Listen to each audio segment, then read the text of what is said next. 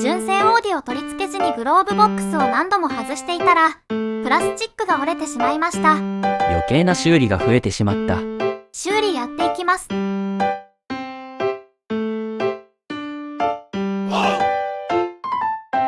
60W のハンダゴテで溶かしてくっつけてみます。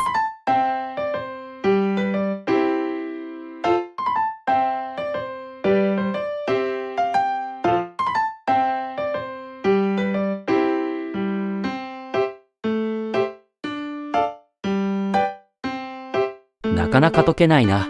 ハンダゴテが温まってないんだよ。父ちゃんせっかちだな。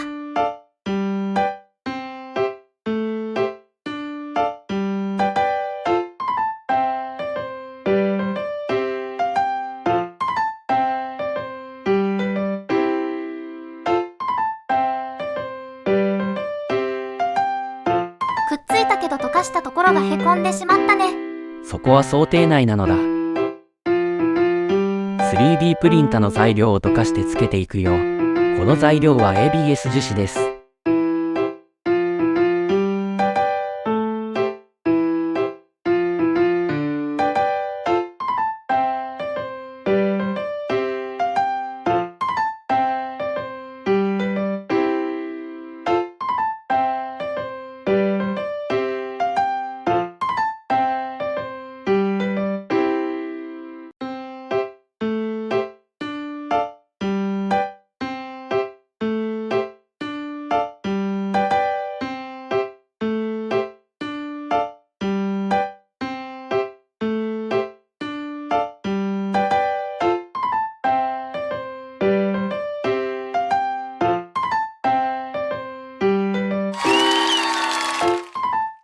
くっついたね。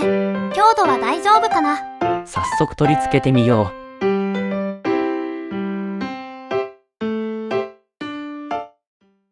ダメダメでした。はめ込んだ瞬間、補修箇所が完全に折れました。別の方法を考えないといけません。結局穴開けして結束バンドで固定しました。開けると斜めになってしまいます。格好悪いのでこのまま終わりたくないです。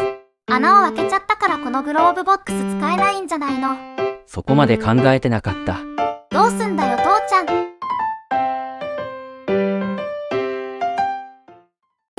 今回はここまで。